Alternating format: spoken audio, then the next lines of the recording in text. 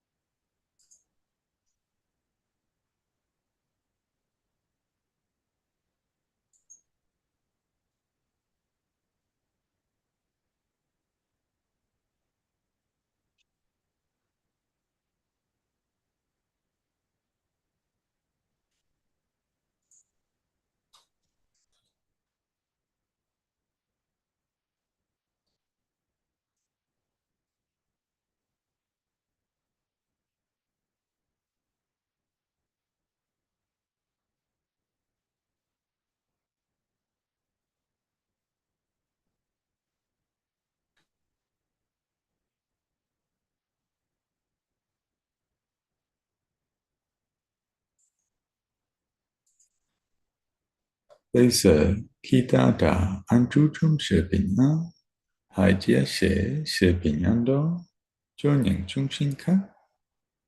Ta bắt đầu từ căn phòng của mình. Ta không ép buộc, ta không kỳ vọng, ta chỉ cho phép.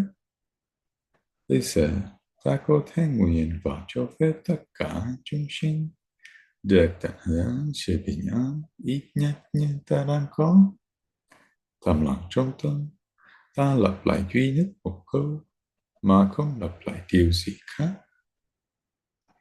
Nguyện cho tất cả chúng sinh trong căn phòng này được bình an.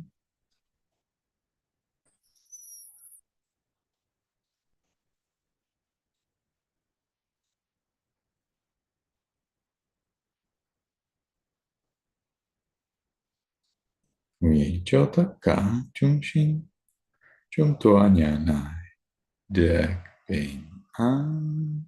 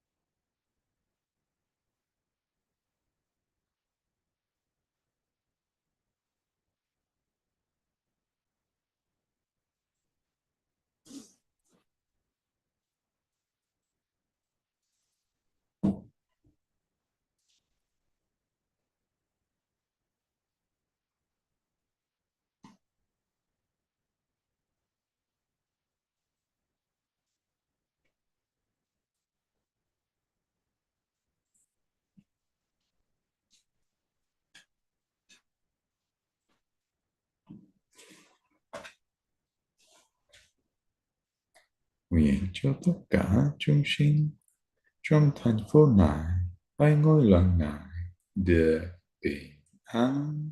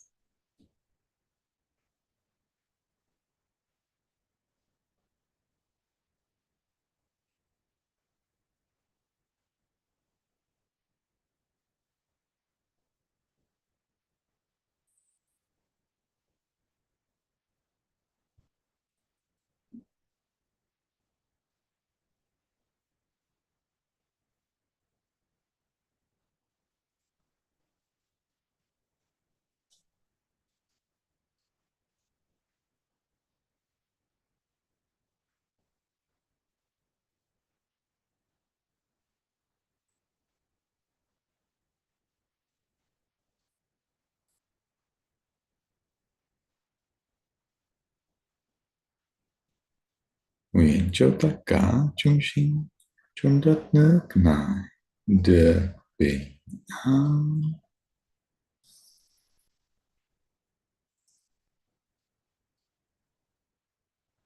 nguyện cho tất cả chúng sinh trên châu lục này được bình an.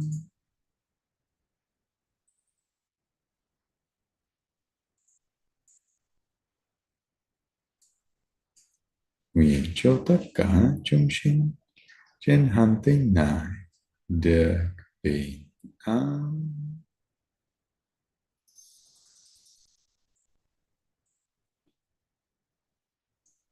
Nguyện cho tất cả chúng sinh bao gồm cả tôi được bình an.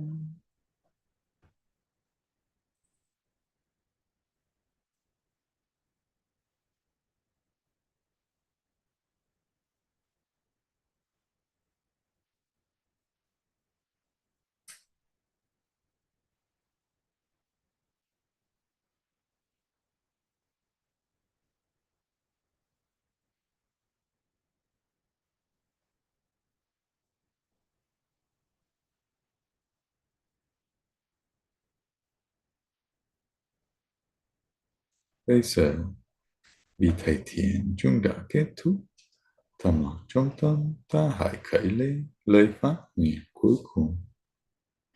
Kể từ bây giờ, tôi sẽ luôn bình tĩnh. Kể từ bây giờ, tôi sẽ luôn bình tĩnh. Kể từ bây giờ, tôi sẽ luôn bình tĩnh. Với sự quyết tâm đó, ta hãy từ từ thay đổi tư thế ngồi của mình trong chánh niệm.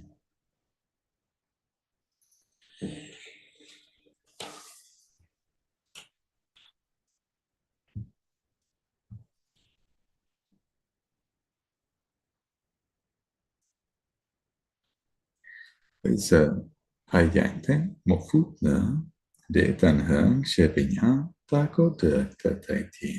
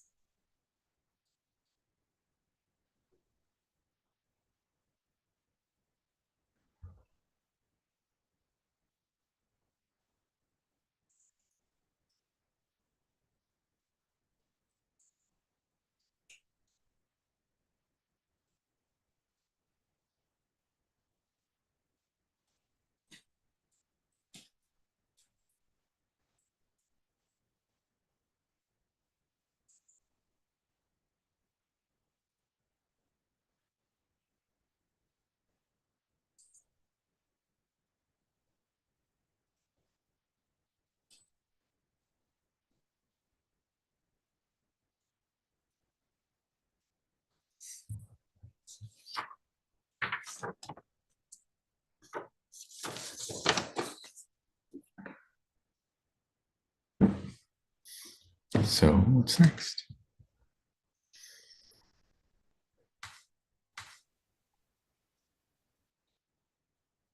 So is the translator today?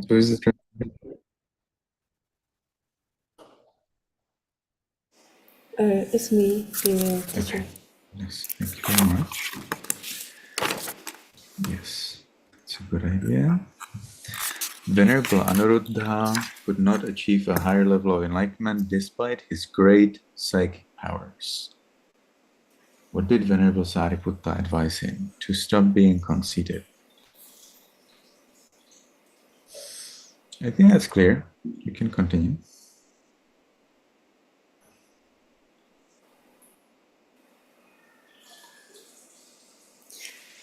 Dạ vâng, chúng ta đến câu hỏi đầu tiên. Câu hỏi đầu tiên thì nói về là tại sao ngài Anuruddha tại sao không đạt được tầng giới hữu cao hơn. Thì chúng ta đọc và chúng ta có thấy là tại vì ngài đã quá ngã mạn trong cái thiên nhãn của mình. Thì cái câu này thì thầy nghĩ rằng là nó cũng khá là sáng tỏ rồi, nên là chúng ta có thể chuyển sang câu tiếp theo.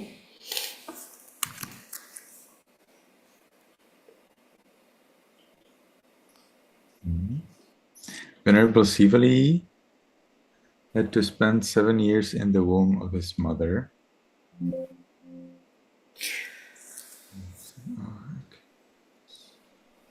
7 years in the womb of his mother. What did he learn during that period? He learned to speak and walk. Doesn't that remind you of the case, and I think that's even in Christianity in the Bible.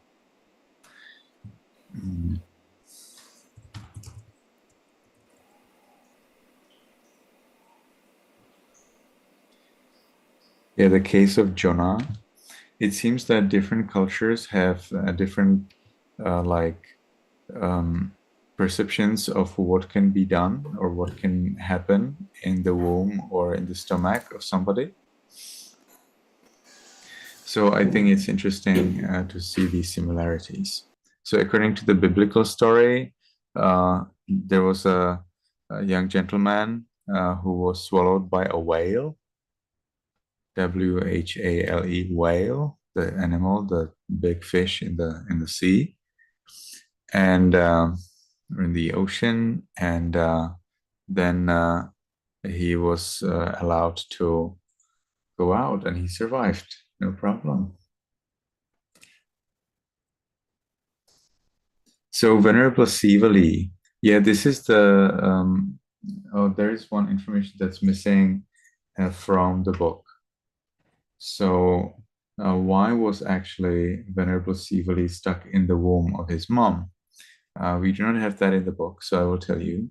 So Venerable Sivali was stuck in the womb because in a past life, these two were they were apparently generals or in an army, and they devised a strategy. They devised a strategy how to defeat their enemy, and the enemy was kept in the city behind the walls, and they were not allowed to go out because the army of Venerable Sivali to be besieged. You know the word? Besieged. That means surrounded the city or the place where the enemy was. So the enemy had to stay there for a long time without any way to get out, even though they wanted to get out. So in the similar way, this Venerable Sivali to be was stuck in the womb of his mom for 7 years. And the surrounding of the city in the past life also took about 7 years. So they received what they did in the past.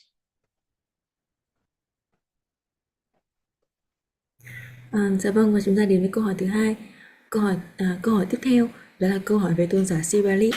Thì câu hỏi rằng là tôn giả Sivali nằm trong bụng mẹ 7 năm và ngài đã học được gì trong khoảng thời gian ấy? Thì đáp án đó chính là học nói và học đi. Có nghĩa rằng là đáp án này nó cũng khá là đủ sáng tỏ. Cũng có những cái tài liệu nói rằng là chúng ta có thể làm gì khi mà ở trong bụng, trong bào thai hay là trong bụng của những con động vật. Ví dụ như là cũng có những câu chuyện rằng có một vị nam tử ở trong bụng một con cá heo. Tuy nhiên thì sau đó thì vị ấy cũng ra được khỏi bụng con cá heo và sống một cách an lành mà không bị bệnh hiện gì cả. Tuy nhiên thì chúng ta quay trở lại với câu chuyện của ngài Sivali. Thì ở đây thì ngài đã ở trong bụng mẹ 7 năm, thì chắc chắn là có cơ duyên nào đó để khiến cho ngài Sivali ở trong bụng mẹ 7 năm như vậy. Thì trong cuốn sách bị thiếu phần này, nên là thầy muốn chia sẻ cho chúng ta biết là cái căn nguyên, cái nghiệp của nghiệp là tại sao mà ngài Sivali lại bị tức là phải ở trong bụng mẹ trong suốt cả 7 năm. Đó là vì tiền kiếp, trong một tiền kiếp thì ngài Sivali cùng với bạn của mình đã thực hiện một cái chiến lược để đánh bại quân địch của mình. Thì cái chiến lược đó tức là họ sẽ bao vây cái kinh thành, bao vây một cái khu vực, một cái thành phố, để khiến cho những người ở bên trong họ không thể nào đi ra được, họ không thể nào đi lại được. Và cái chiến dịch này kéo dài trong suốt 7 năm, và Ngài đã khiến cho rất nhiều người ở trong đó họ phải chịu khổ trong khi mà bị bức bối trong một cái bức tường mà không thể thoát ra ngoài được. Thì vì cái nghiệp đó, vì cái hành động đó mà Ngài ở kiếp cuối cùng này thì Ngài đã phải tái sinh và nằm trong bụng mẹ trong suốt 7 năm. Okay, let's continue. Dạ vâng, chúng ta đến với câu tiếp theo. The Buddha, when he taught Dhamma to the Venerable Kema, he compared people without mindfulness to a certain kind of living being. Which one? Spider, because spider lives in the environment he created for himself. So there are various similes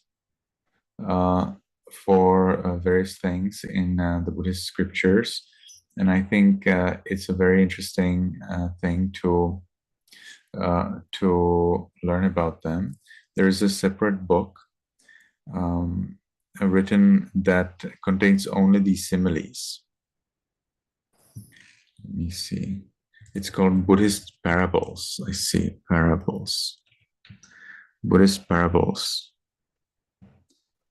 And it seems that it's available for you. So I can send it to you, it seems.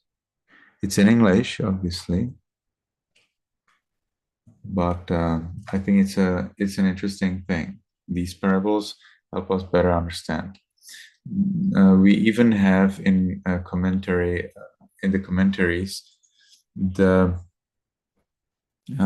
very interesting mention about the power of parables, that the wise person will understand through parables. In other words, sometimes you may have noticed that when you give a metaphor or a simile to somebody, they misunderstand. They take the simile, for each detail, and then they either reject your simile, or they say that there's this detail or something else which is totally irrelevant to what you're going to say. So in Buddhism, we say the wise person understands a parable. Okay, so if you find somebody who's not willing to understand what you mean through parable, then apparently they're not wise. But it's very good for us to train ourselves as well in trying to understand what the other person wants to say. So it doesn't mean that humans are spiders. Humans are not spiders. Humans are humans. Humans are not in the animal world. Humans are in the human world. Okay.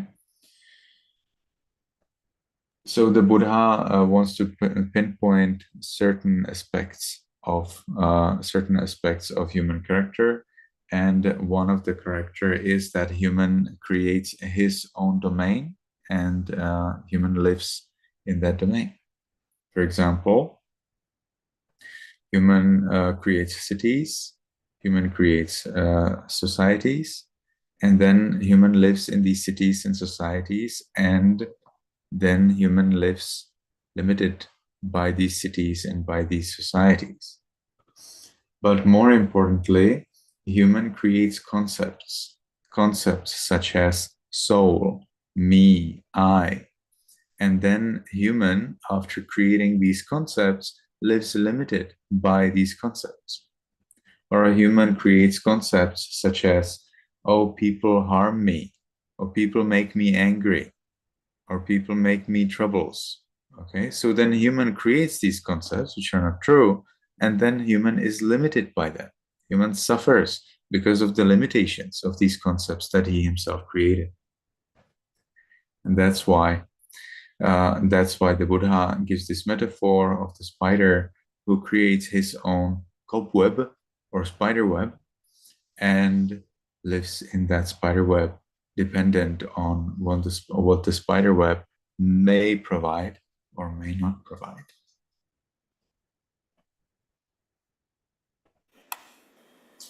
À, dạ vâng, và chúng ta đi đến với câu tiếp theo. Câu tiếp theo là về khi Đức Phật dạy Pháp cho những tôn giả Khe Mạ thì Ngài đã so sánh với những người mà không có chánh niệm với một loại sinh vật cụ thể, và đáp án đó chính là con nhện, vì nó được sống trong môi trường mà chính nó tạo ra.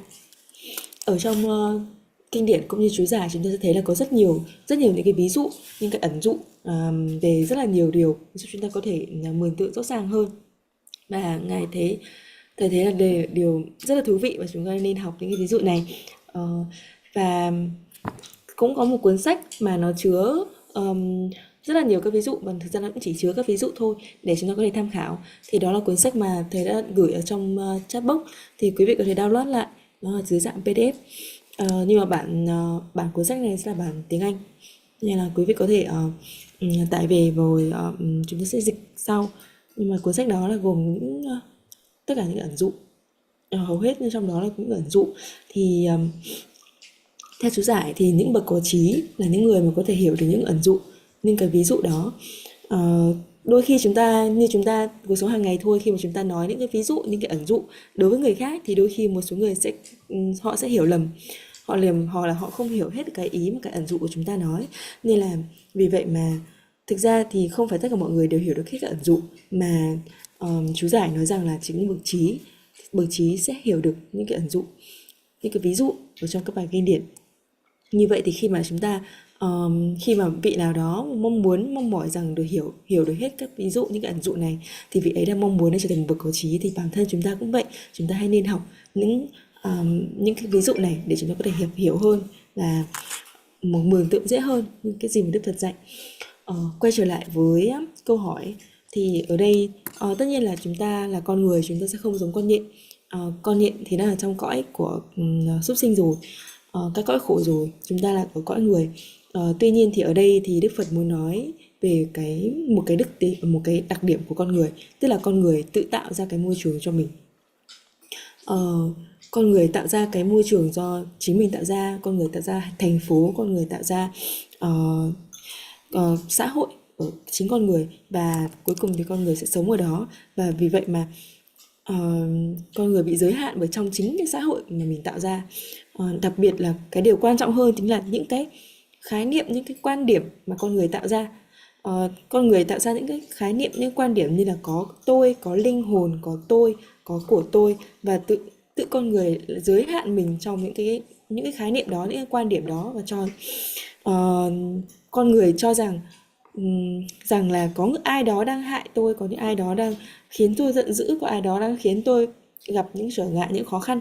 Và chính những cái quan điểm đó, những cái suy nghĩ đó làm giới hạn đến mỗi chúng ta, giới hạn đến con người, và chính chúng ta sẽ là người chịu khổ đau từ những cái suy nghĩ đó, từ những cái quan điểm đó. Vì vậy mà ở đây Đức Phật đã lấy ví dụ là giống với con nhện, vì con nhện sống trong môi trường của chính con nhện đó tạo ra, và bị mắc kẹt trong cái môi trường đó, tức là phụ thuộc vào những cái gì có ở trong môi trường đó và những cái gì không có ở trong môi trường đó. Yes, teacher. Okay, let's continue.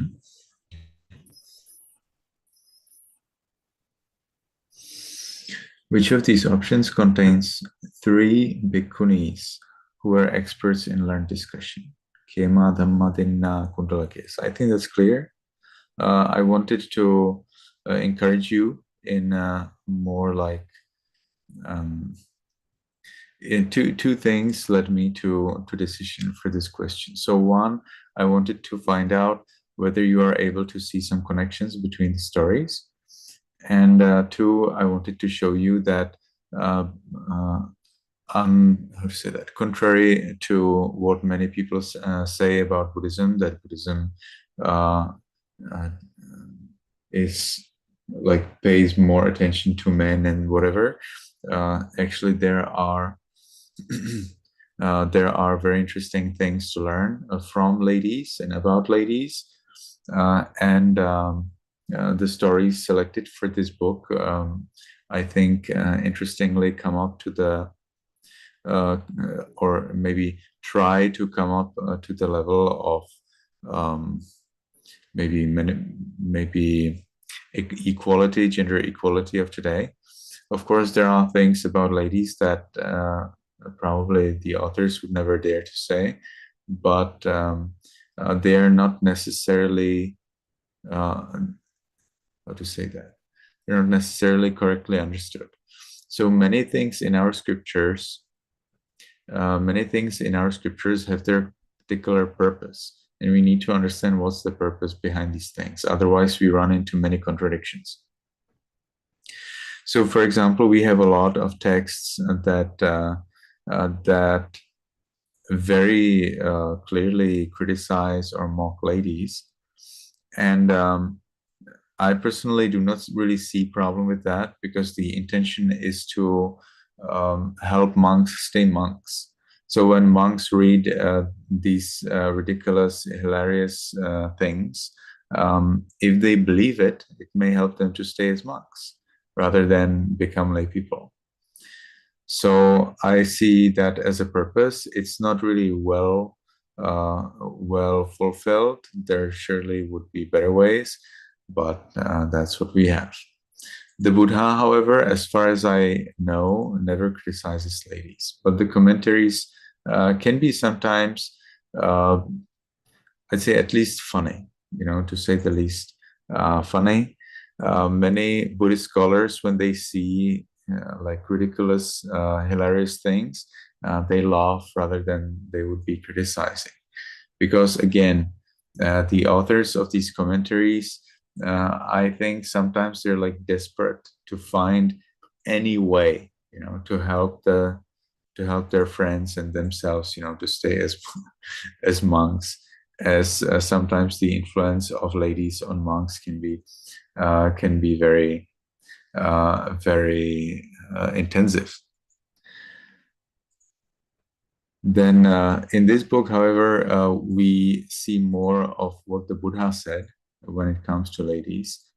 And indeed, the Buddha was more on the side that ladies and men, both of them, have the opportunity to achieve enlightenment. You have also probably noticed that nuns had to accept 8 so-called heavy rules. We do not read anything about these 8 heavy rules for monks, because these rules are specifically for nuns. Why are these rules there for nuns? Many modern nuns are very disappointed about these rules. It seems like they're disappointed with the Buddha. Well, then, if they're disappointed with the Buddha, then why do they want to become bhikkhuni? Why do they want to follow these rules without wanting to follow these rules? I don't understand women. But that's the way we have it. The Buddha has decided 8 special rules for ladies, and the explanation in commentaries is that only if the ladies follow these 8 rules, it will be possible to maintain the Buddha's teachings for a long time. If ladies do not follow, the nuns, if they don't follow these 8 heavy rules, the Buddha's teachings will not be available for a long time. So we have there 2 facets. One is the brahmacharya, and one is the dhamma, the saddhamma. That means the opportunity to become enlightened.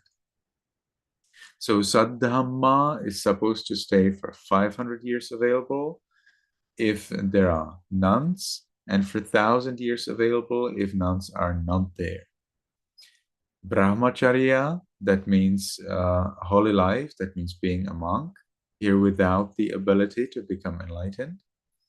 That is available for a short time if there are nuns in the teachings, and for a long time if nuns are not available in the teachings.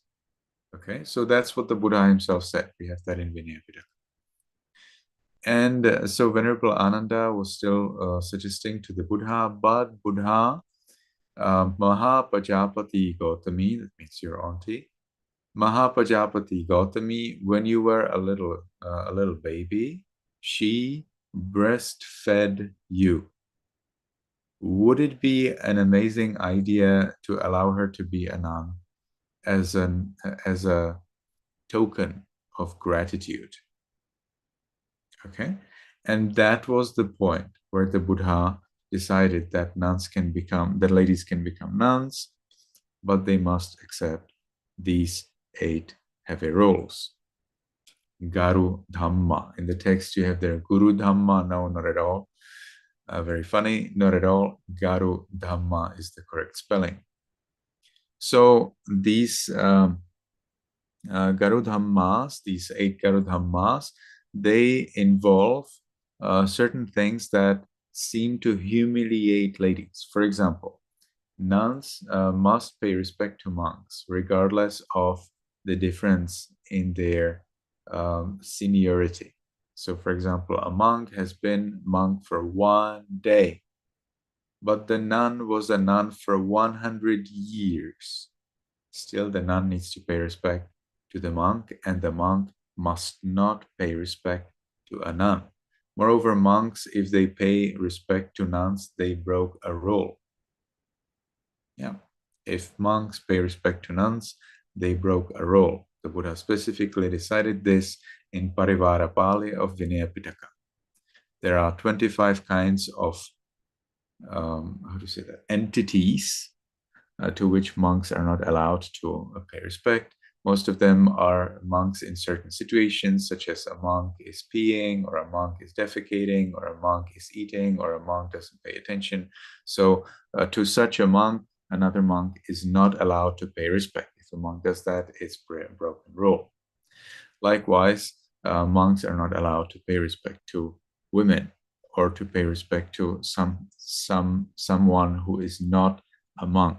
So if a monk pays respect to the sun, or to the moon, or to a layperson who maybe is famous and calm and peaceful and follows strict rules, still, if a monk pays respect to these entities who are not ordained, then the monk has broken a rule. Of course, this rule is not famous, so we can see many monks paying respect to whatever, but that's how we have it in Vinaya Pitaka, like it or not. And so ladies is there as well in the list. So why is it? So I have my theory for that, and you can reject or accept or whatever you want. But my idea is that, when a monk is an arahant, monk as an arahant doesn't care. Arahants don't really care. They don't really care whether what people think or what people worry about. An arahant doesn't really care. Arahant just does whatever is right and done. He doesn't mind people's emotions or whatever it is. No. So if ladies come up and they start to mock arahants, and I have seen in my life that ladies really love to mock men. They really love to make fun of men and criticize men and call them all kinds of names. So men don't like that. Men don't need that. It's not helpful to men. Okay. So when ladies start to do this about monks, then the monks just get up and go, which is amazing. Ladies can take care of themselves, except they can't. Ladies believe they can take care of themselves, except they can't. So we know from our scriptures, the Buddha gave ladies the opportunity to show that they can take care of themselves. Yeah, the Buddha gave them the opportunity. And then these ladies were raped and robbed. Like it? I don't like that. So after the nuns were raped and robbed, only then the Buddha made specific rules, such as that nuns are not allowed to travel alone. Okay. So today, ladies can never say, oh, I can take care of myself. I don't need men. Because we have historical records on the fact that ladies cannot take care of themselves, that they need to have men around. So the Buddha has decided that that nuns must stay in a monastery where are close by monks. And if they don't, then it's broken rule. Okay. These 8 Garu Dhammas, these 8 heavy rules are there, again, to make sure that ladies can live with men, that ladies do not mock men, that ladies always have respect towards men, and therefore men are willing to live close to ladies. Okay, to prevent gender troubles, because gender troubles are a trouble, and we don't need that. What's this? What kind of community is it when ladies mock men? No, that's not okay. So the Buddha has decided this. On the other hand, nuns, for example, if there are some like evil monks or foolish monks and so on, the Buddha has allowed nuns to come together to collect and to make a decision that they will not speak with a certain monk if the monk is not a good person. Okay, so that's what nuns can do. But nuns must pay respect to monks regardless of their seniority. If this is so bad, well, then why would ladies want to become bhikkhunis and then cry? And even today, these, I call them fake bhikkhunis, rebel bhikkhunis. Even today, the rebel bhikkhunis who go against the decision of the Pittakadharas and become bhikkhunis, even though the Pittakadharas say, no, don't become bhikkhuni, that's not okay for you. Still, they don't care at all. They do whatever they want. Okay, so you do whatever you want. So why do you do that? You know, so these ladies, they don't care about the senior monks who have memorized the scriptures. And when they become nuns, they don't want to follow the rules. They're not willing to not to travel if they don't have someone with them. They need to, when a nun travels, she needs to have someone with her. Because in the Buddha's time, when a nun was traveling, she was raped and robbed. Do you like that? I don't like that. I don't like that a lady is raped and robbed. So the Buddha has made this rule, because the Buddha also doesn't like when a lady is raped and robbed. But apparently these nuns, they don't care. They want to travel alone because they just don't care. They apparently don't mind if a nun is raped and robbed. Because this nun may not be raped and robbed, but another one who will copy this one will. How helpful is that? No, it's not helpful. So following the Buddha's teachings is sometimes difficult. Okay, understanding, accepting the Buddha's teachings is sometimes difficult. And I didn't tell you all of those difficulties yet. Many difficulties. Okay, and what? So the Buddha probably knows better than me. You know, many kids, they don't like to follow their parents. Does it mean that the kids understand it better than the parents? No, they don't. And would it make sense in all cases for the parents to explain it to the children? No, the children just cannot understand. Likewise, the Buddha makes decisions, and these decisions are very hard for us to understand. And that's it. Does it mean that the decisions are wrong?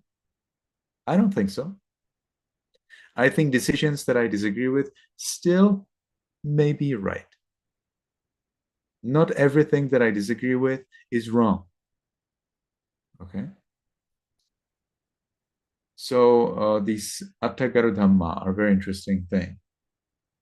Modern skeptics, modern people who try to think in the way they want to think, they suggest that the Buddha actually never taught these 8 Garudhammas. The Buddha never taught these 8 heavy rules. And we can see in the modern Buddhist scholarship that it has become a kind of like a trend. If you don't like something in the scriptures, you say the Buddha didn't say that.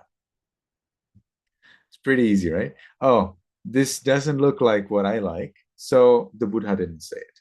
Yay, and I'm resolved. I'm fine. No, I don't think that's the correct way to do that.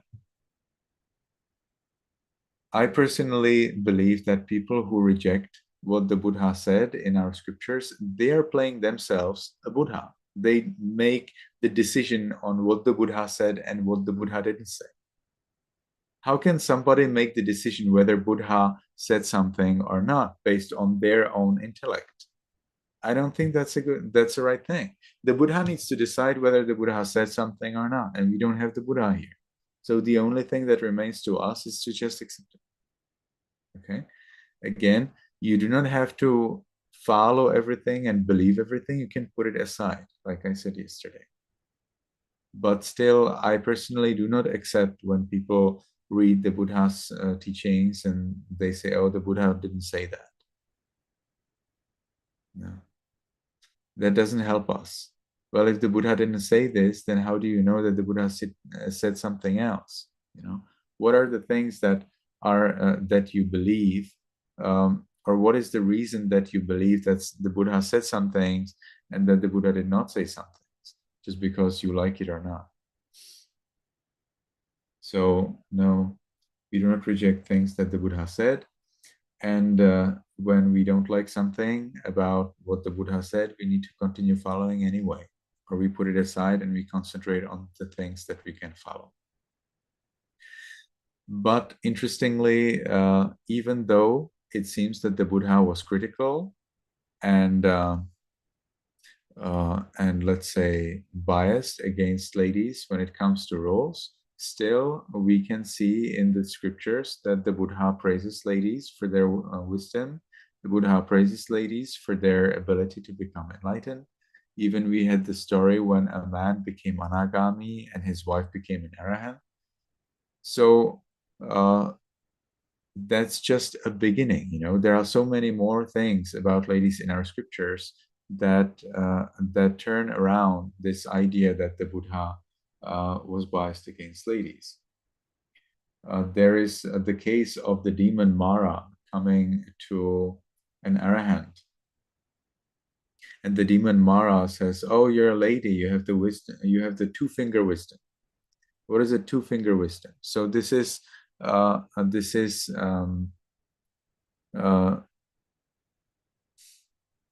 some kind of like prevalent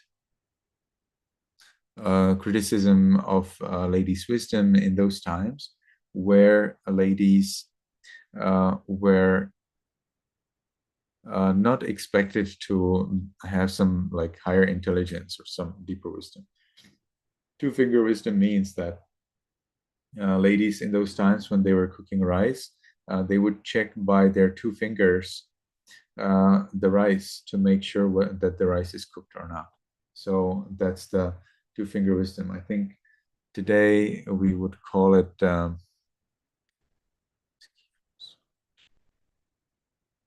let me see.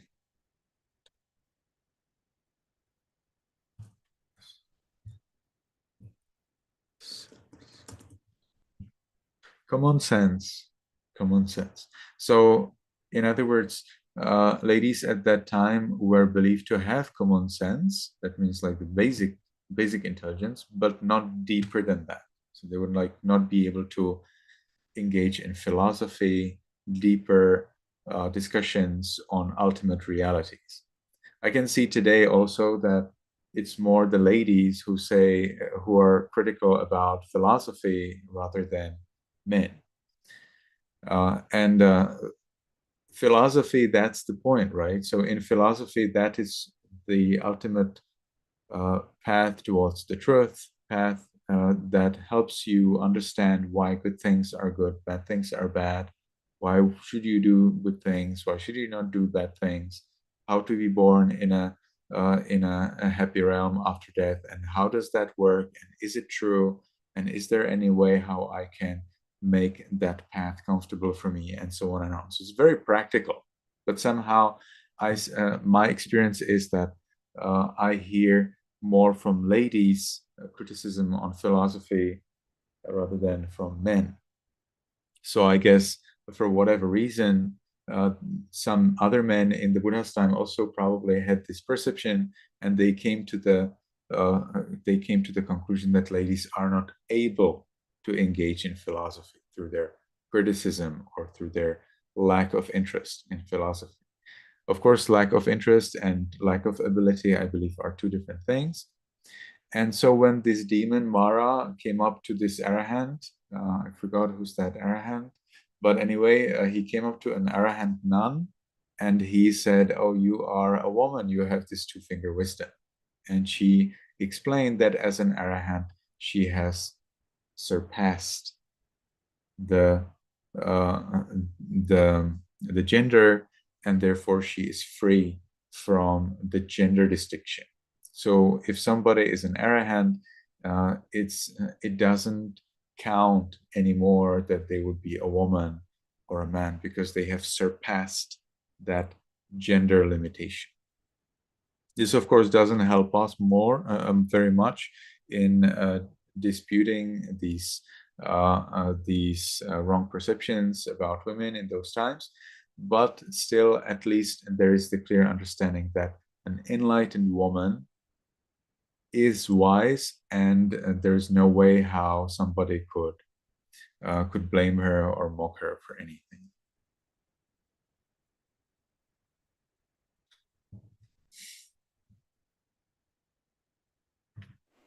Chúng ta chuyển đến câu hỏi tiếp theo. Dạ vâng, câu hỏi tiếp theo là về ba vị nữ thánh đệ tử của Đức Phật. Thì trong những lựa chọn dưới đây thì đâu là ba vị tỳ kheo ni xuất chúng trong tà biện luận? Thì ở đây thì Ngài muốn hy vọng là trong lúc mà chúng ta đọc sách, chúng ta có thể kết nối giữa các phần với nhau để có một sự tóm lược giữa các câu chuyện với nhau. Thì ở đây rõ ràng từ đáp án chúng ta đã thấy đáp án đúng sẽ là của các vị như là Khema, Dhammānena, Dina và Kuda là kế sát. Thì Ngài muốn chia sẻ ở đây một chút về vấn đề một số những cái suy nghĩ, một cái sự mâu thuẫn đối lập ở trong quá trình Đức Phật trong thời Đức Phật ngày xưa, khi một số vị thì nghĩ rằng là Đức Phật không tức là dường như là không quá là tôn trọng nữ giới, mà thực ra là thì sẽ được nói nhiều về nam giới nhiều hơn, quan tâm đến về các tỳ khưu tăng về nam giới nhiều hơn. Nhưng mà thực chất thì theo thầy cũng không hẳn như vậy, vì mỗi câu chuyện nó sẽ có một mục đích riêng, mỗi một câu chuyện sẽ có một mục đích riêng để nhằm giáo hóa, cũng như là nhằm để lợi ích cho cái người mà được lắng nghe câu chuyện. Thì rõ ràng như vậy, ví dụ như là trong việc giải thích về tạng luật của các tỳ khưu chẳng hạn, thì sẽ có rất là nhiều cái câu chuyện, những cái phần mà nói dường như là một cách châm biếm, một cách nói rất là xấu về một người phụ nữ, về phái nữ. Nhưng mà thầy thì thấy là điều này cũng rất là ổn thôi, không có vấn đề gì cả, vì để nói như vậy để khiến cho một vị tỳ khưu vẫn mong muốn và vẫn tin tấn để thực hành theo một phẩm vị của tỳ khưu. Mặc dù chúng ta có thể không tin, nhưng mà đúng là như vậy. Thì hoặc là cũng những câu chuyện về việc là những cái câu chuyện cười, những câu chuyện hài, khi mà những người vị tỳ khưu và những vị cười nói với nhau về những cái câu chuyện về tính nữ của thời Đức Phật. Thì những cái câu chuyện đó, hoặc là có thể là những cái chú giải đó, chỉ đơn giản là cố gắng để làm sao để một cái vị tỳ khưu, có khuyến khích một vị tỳ khưu hãy giữ phẩm bá uy, hãy giữ giới, giữ việc có một sự giới hạn giữa người nam và người nữ trong tăng đoàn. Thì đó là điểm để nói ở đây. Tuy nhiên thì rõ ràng từ những câu chuyện ở trong cuốn sách này, thì chúng ta thấy bản thân những tỳ khưu ni cũng hoàn toàn có những cơ hội để có thể trở thành một bậc A-la-hán, một bậc chứng ngộ, giải thoát niết bàn. Và Đức Phật cũng rất là tán dương những vị ấy và rất là khen ngợi những vị ấy. Và chúng ta có thể nhớ rằng là theo lịch sử Phật giáo thì để thành lập tăng đoàn ni, thì người đầu tiên thành lập và đề xuất với Đức Phật đó chính là bà Gotami. Và bà Gotami là một người thì để được thành lập một tỳ khưu ni, một tăng đoàn ni chúng, thì ni chúng sẽ phải tuân thủ theo 8 điều giới mà chỉ dành cho riêng cho ni chúng thôi. Mà khi mà bà Gotami đã sẵn lòng nói rằng là bà chấp thuận nghiêm trì 8 giới này, thì sau đó thì Đức Phật mới cân nhắc đến việc là chúng ta đồng ý để thành lập một tăng chúng tỳ khưu ni. Thực ra thì cũng không hề có việc là nói đến 8 cái điều này ở trong tăng đoàn tăng, mà 8 điều này chỉ để áp dụng cho tăng đoàn ni mà thôi. Tại sao vậy? Thì theo thầy, nó chỉ đơn giản là để một cách duy trì kéo dài cái lời dạy của Đức Phật một thời gian dài hơn, để một cách duy trì cân bằng giữa hai tăng đoàn cùng hoạt động với nhau, tăng đoàn ni và tăng đoàn tăng. Thì chúng ta sẽ cần những cái điều luật, và trong đó thì các tăng đoàn ni sẽ phải thực hành trong 8 điều luật này để làm sao để duy trì cho Phật giáo kéo dài truyền tồn. Và trong một số những điều luật đó thì dường như có một số điều luật nó cảm thấy là có một sự thiệt thòi cho tăng đoàn ni. Ví dụ như là ngay từ điều đầu tiên, đó chính là một vị tỳ khưu ni dù có 100 tuổi hạ, do chỉ cụ túc giới đi nữa, thì đứng trước một vị tỳ khưu, mặc dù vị tỳ khưu tăng, vị ấy mới gia nhập tăng đoàn trong một ngày thôi, thì kể cả như vậy thì vị tỳ khưu ni vẫn cần phải đảnh lễ, vẫn phải tôn trọng và tôn kính vị tỳ khưu tăng đó. Thì đó là đó là một trong những 8 điều lối giới mà tỳ khưu ni cần phải tuân theo. Hay là ngay trong các điều luật của các vị tăng thì có 25 điều 25 hoàn cảnh mà với một vị tăng không cần phải đảnh lễ hoặc là không cần phải tôn trọng khi mà trong khi mà các vị tăng khác đang ăn, đang đi vệ sinh, và những trường hợp như vậy thì trong những trường hợp mà một vị tăng không tôn kính đó thì trong có những trường hợp như là vị tỳ khưu ni cũng vậy. Thường một vị tỳ khưu ni sẽ cần tôn kính vị tỳ khưu tăng, mà không phải là vị tỳ khưu tăng sẽ tôn kính đảnh lễ vị tỳ khưu ni, mà bản thân thì vị tỳ khưu tăng cũng chỉ tôn kính vị tỳ khưu tăng mà thôi. Vị ấy cũng sẽ không tôn kính mặt trời, không tôn kính mặt trăng, không tôn kính bất kỳ một cái điều nào khác. Có thể chúng ta không tin nhưng mà đó là một điều, nhưng mà cái luật này nó đã được nêu trong tạng luật, mặc dù nó không quá là phổ biến. Vì vậy mà ở đây bây giờ chúng ta vẫn thấy một số vị tỳ khưu tăng, các vị ấy cũng vẫn lễ bái cúng dường và tôn trọng những vị khác mà không phải là các vị tăng.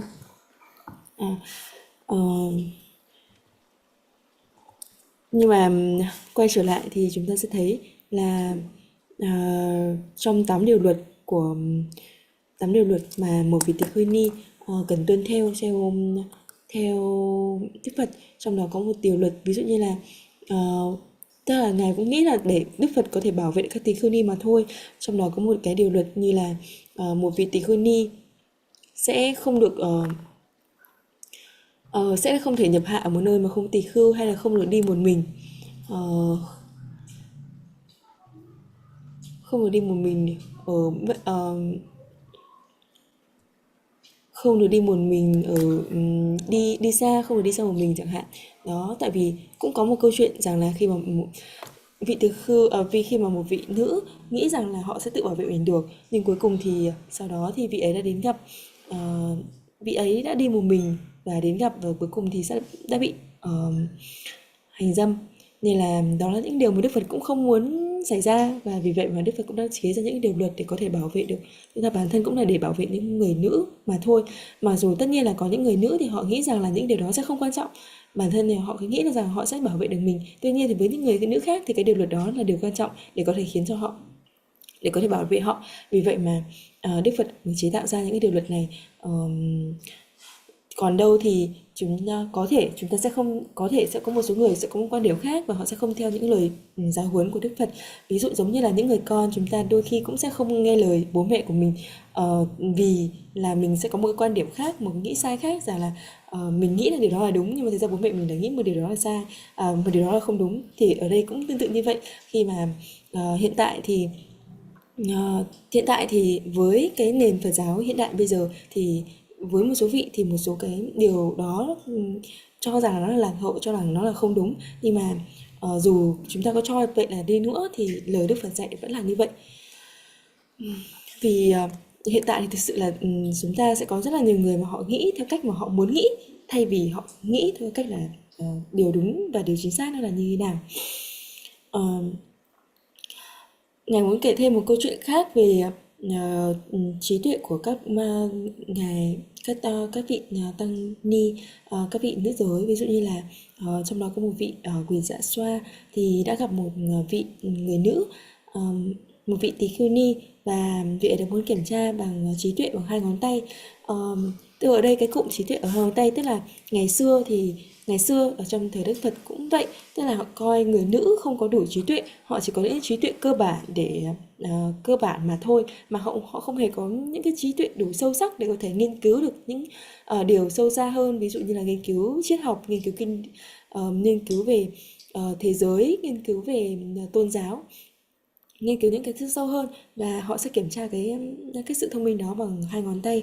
Và thường thì họ luôn quan điểm rằng người nữ giới chỉ cần biết đến vậy thôi, mà họ không hề có những cái năng lực để có thể tìm hiểu thêm về triết học, tìm hiểu thêm là tại sao điều này nên làm, điều kia nên làm, tại sao điều này là đúng, điều này là không đúng, cái cách làm đúng là như thế nào. Tuy nhiên thì theo thầy thì hiện tại thì lại khác. có rất là nhiều vị nữ giới lại mong muốn là tìm hiểu những vấn đề này. Hay là ngay ờ, trong việc tìm hiểu giáo pháp cũng vậy, sẽ có những nhiều người nữ giới hơn, họ đủ trí tuệ để có thể tìm hiểu và mong muốn là tìm hiểu sâu hơn về những vấn đề tại sao có thế giới này, tại sao lại điều này đúng, tại sao điều này lại sai. Ờ, vì vậy mà bản thân người nữ hoàn toàn có thể có đủ trí tuệ để có thể tìm hiểu được những cái vấn đề mà mình mong muốn có. Thì quay lại câu chuyện của vị Dạ Xoa gặp người nữ đó, vị tỳ kheo ni đó, và vị tỳ kheo ni đó nói rằng là vị ấy đã đạt đến quả vị A La Hán. Khi mà đạt đến quả vị A La Hán rồi thì vị ấy đã bước qua lần ranh giới của việc giới tính, tức là khi mà A La Hán rồi thì chúng ta sẽ tự do khỏi giới tính, chúng ta sẽ không tính về nam giới hay nữ giới nữa. Bản thân trong câu chuyện, trong cuốn sách của chúng ta cũng thấy rằng là một vợ chồng thì người chồng thì đạt đến Bất Lai, trong đó người vợ thì đạt đến A La Hán. Thì chúng ta cũng đủ thấy là trí tuệ của người nữ cũng đủ cao, đủ rộng, và để có thể đạt chứng ngộ được những tầng cao nhất, và Đức Phật không hề có một cái sự ưu ái Đức Phật không thể có một sự ưu ái hay là chê biểu hay là một cái không bênh vực được phần nữ giới cả. Yes, teacher.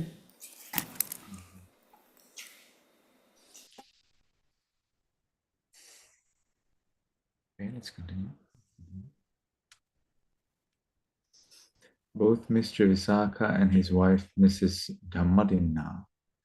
Well, by then she was no more Mrs. Dhammadinna, but I wanted to make it a little bit harder for you, so that's how I chose it. We're enlightened on what levels?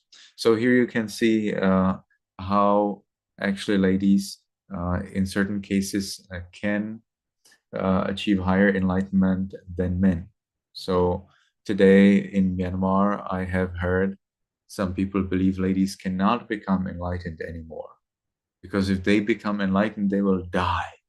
They cannot become bhikkhuni.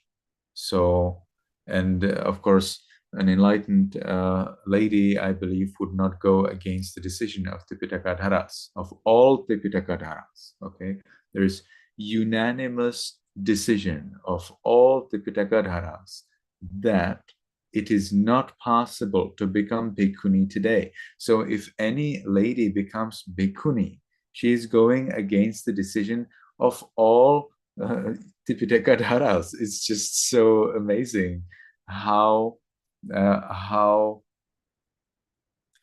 somebody can totally disregard the decision of senior, respectable, knowledgeable, experienced group of such people who are on the highest level, while the person who goes against this decision is totally no match to their knowledge and to their understanding. But I disagree. I disagree that ladies cannot become arahants. I believe that ladies can become arahants and they can live for a long time after that. How would you do that without becoming a bhikkhuni? Of course, I do not agree with bhikkhuni movement today, but the point is not really to become a bhikkhuni. Okay? The point is to become pabbajita. Pabbajita is somebody who is no more a householder, somebody who does not own or take care of their own house. Apparently, own and taking care of your own monastery is fine, but that would be for a different discussion.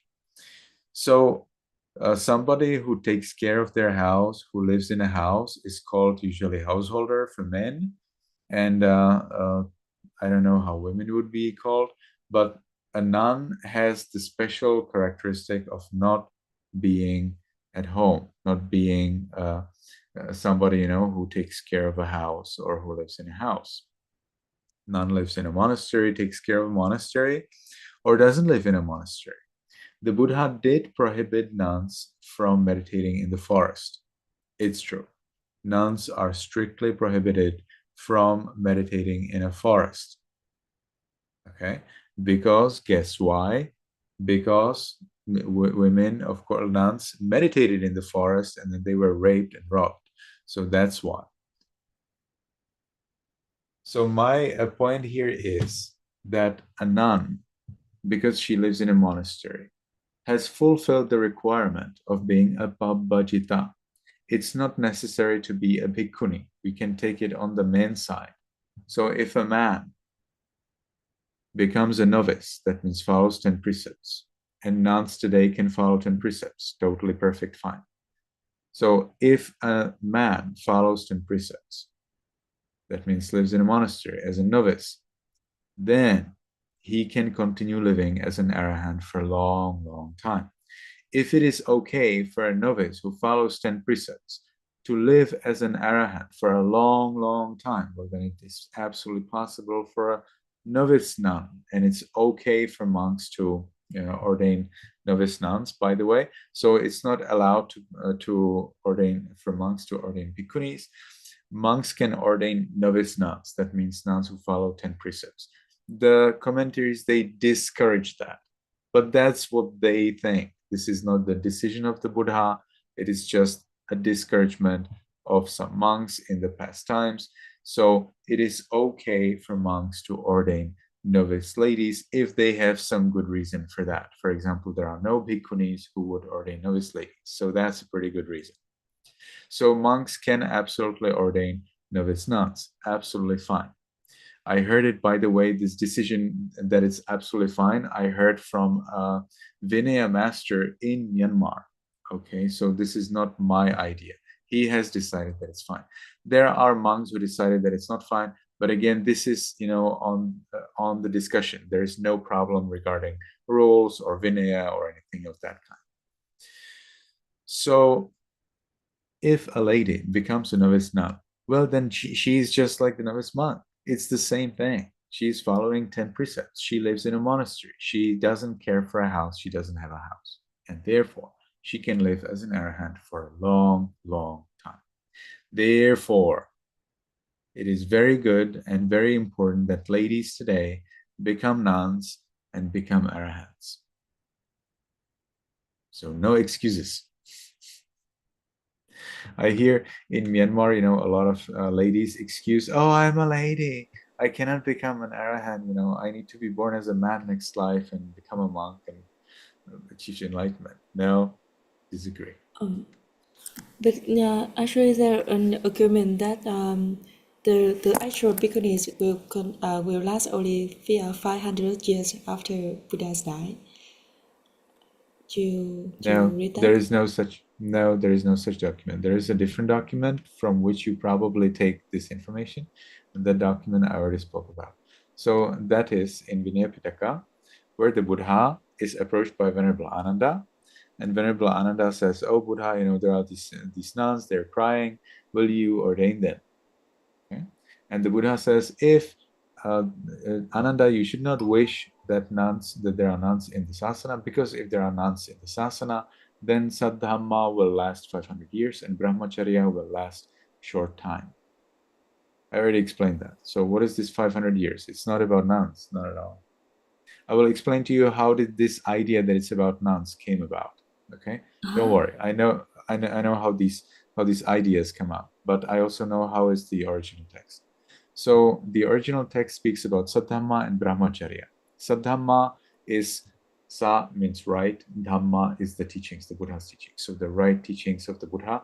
But practically, according to the commentaries, Saddhamma here refers to the potential to become enlightened. Okay, so the right Dhamma, what's the right Dhamma? Well, the right Dhamma has one and only purpose, and that is to help living beings to achieve happiness. And what is the ultimate happiness? The liberation from the cycle of rebirth. So if the Buddha's teachings doesn't help people to become enlightened, well, then there is something not okay. So the right teachings is that which helps people to become enlightened. In other words, Saddhamma will last 500 years. That means the opportunity to become enlightened, or the teachings that's available, will be available to the level that it makes people able to become enlightened for 500 years if nuns are accepted in the Buddha's teachings. And if nuns are not accepted in the Buddha's teachings, well, then the Saddhamma, that means the possibility, the opportunity to become enlightened, will last 1,000 years. Okay. Well, I write quite a few documents on that, quite a few papers on that. It's one of my favorite topics. And then we have Brahmacharya. So that's the different aspect. Brahmacharya means the so-called holy life. Holy life means that the person does not have sex. That's it. Holy life is not having sex. Yet there are some more aspects, like that he doesn't tell lies, that he doesn't kill. Oh, that's so beautiful. But the main point is that Brahmacharya is about not having sex. And the Buddha explains that the holy life will last, will be available for a short time if nuns are accepted into the community of of monastics. But if they are not accepted, then Brahmacharya, again, this holy life, this not having sex, or probably more practically, going out of the house and living in the forest or in a monastery, that will last for a long time. So this is the base. So this is what we have in the scriptures. Fantastic. But when was this written? Well, this was written this was said by the Buddha during the Buddha's time, and this was explained by the commentaries somewhere around the Buddha's time. So maybe 100 years after the Buddha passed away, 200 years. These are some additional explanations. Like the Buddha gave the 8 Dhammas so that it is not 500 years, but it is 1,000 years. So that explanation, of course, works for the 1,000 years after the Buddha passed away. But we are a little bit out because it has been already more than 1,000 years. So what are we going to do? We will have to make a new explanation. How is it possible? Where did it get? We still have Buddhism. What are we going to do about that? So there are some explanations. They already have some support in the commentaries. What is it? We have in the commentaries mentions. So it's not really like making it up after the 1,000 years passed away, but we are putting it more into the commentaries are now more important to us than what the Buddha said. Because the Buddha spoke about 500 and 1,000. Now we are in need of the commentarial explanation, which expands these 1,000 years to 5,000 years. Now, many people, after about 1,500 years after the Buddha passed away, so in about the 9th, 10th century after Christ, many people, many monks believed that this 500 or even 1,000 years are gone. So it is not possible to become enlightened. So by the 10th century after Christ, it started to be quite a commonplace, or basic knowledge in Buddhism, that it's not possible to become enlightened anymore, and it is necessary to work hard, doing merits, so that we can be born at the time of the next Buddha as humans, so at the time of the Buddha METTＡ'a, and then as students of Buddha METTA'a, we can become enlightened. So that trend started sometime about the 10th century after Christ and went all the way until the 20th century. So that's a long time, okay? There may have been some exceptions of people, such as in Myanmar, who read the commentaries who speak about 5,000 years. I will explain how it was expanded and how did people decide that this is because of ladies, that it would not be so, or whatever else. So now, because we believe in the commentaries, we believe that the Buddha's teachings is still available. And because we believe in the commentaries and we believe that the Buddha's teachings is still available, we also believe that it's possible to become enlightened. These frivolous monks, that's how I call them, these frivolous monks who believe that commentaries are useless and that they're wrong and that they're just made up nonsense ideas, still want to become enlightened. But to become enlightened now is possible only if you believe in the commentaries, which say that the Buddha's teachings will not be available 1,000 years, but 5,000 years. Okay, so as soon as you get somebody who just say, don't study commentaries, useless, it's not the Buddha's teachings and whatever, they are contradicting themselves. I also sometimes am critical about commentaries, but those are particular aspects that do not make sense to me, not in whole, all in all. I'd say 95% or 97% of commentaries are very reliable, and the rest is hard to be reliable from my own perspective. But again, that's not something you have to believe. I'm sharing with you what I think, what I believe. And if you're interested in that, okay, then you are here. I'm happy to share. So the 5,000 years, how did it come about? So according to commentaries, the Buddha already knew that it would be 5,000 years. But we do not have the mention that the Buddha would know or think about. So the Buddha probably knew, but he doesn't think about it, so we don't have it recorded. How would the 1,000 years be expanded to 5,000 years? Instead, we have the direct mention, how was it expanded? And that is after the first Buddhist council. Because, according to the commentaries, when the first Buddhist council finished, which was very short time after the Buddha passed away, which was before the rainy season, Venerable Kassapa came up to the monks and he says, you know what, monks, so we need to gather and recite the Buddha's teachings, so we are all clear about what the Buddha taught. And the monks agreed, and they organized it, and they, for 3 months, in the Sattapanni cave in I think it was in Rajagaha, but I'm not sure anymore. So they congregated there, they recited the Buddha's teachings, and after the 3 months, there were wonders happening in the world, whatever, earthquake, whatever else.